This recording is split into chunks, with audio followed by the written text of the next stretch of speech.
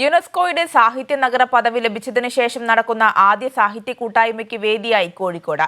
സാഹിത്യ നഗരം എന്ന് കേൾക്കുമ്പോൾ വായനയുടെയും എഴുത്തിന്റെയും രംഗങ്ങളാണ് ഓർമ്മ വരുന്നതെന്നും നൈസർഗികമായി സാഹിത്യ നഗരം എന്ന പദവിക്ക് അർഹതയുള്ള നഗരമാണ് കോഴിക്കോടെന്നും മേയർ ബീന ഫിലിപ്പ് പറഞ്ഞു. കോഴിക്കോടിന് യുനെസ്കോയുടെ സാഹിത്യ നഗര പദവി ലഭിച്ചതിന്റെ ഭാഗമായി യുനെസ്കോ മുന്നോട്ട് വെച്ച ലക്ഷ്യങ്ങൾ ആർജിക്കുന്നതിനാവശ്യമായ കാര്യങ്ങൾ ചർച്ച ചെയ്യുന്നതിനാണ് കോഴിക്കോട് കോർപ്പറേഷൻ സാഹിത്യ കൂട്ടായ്മയും ചർച്ചയും സംഘടിപ്പിച്ചത്. യുനെസ്കോ മുന്നോട്ട് വെച്ച ലക്ഷ്യം ആർജിക്കുന്നതിന് സർക്കാർ ഏജൻസികളുടെയും പൗരസമൂഹത്തിന്റെയും പിന്തുണയോടെ വിവിധ തലത്തിലുള്ള ഇടപെടലുകൾ ആവശ്യമാണെന്ന് കൂട്ടായ്മ വിലയിരുത്തി.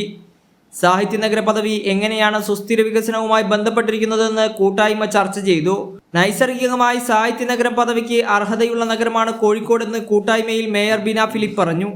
നൈസർഗികമായി ഇതിനുള്ള അർഹത ഉള്ള നഗരമാണ് കോഴിക്കോട്.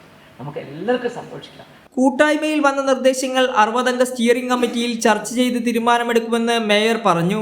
കോഴിക്കോട് നഗരത്തിന്റെ വികസനത്തിന് ആക്കം കൂട്ടുന്ന പദവിയാണ് സാഹിത്യ നഗര പദവിയെന്ന് ഡെപ്യൂട്ടി മേയർ മുസാഫർ അഹമ്മദ് പറഞ്ഞു. കൂട്ടായ്മയിൽ എഴുത്തുകാരൻ ഹാഫിസ് മുഹമ്മദ്, സാംസ്കാരിക സാമൂഹിക രംഗത്തെ പ്രമുഖർ തുടങ്ങിയവർ പങ്കെടുത്തു. കൈരളി ന്യൂസ്, കോഴിക്കോട്.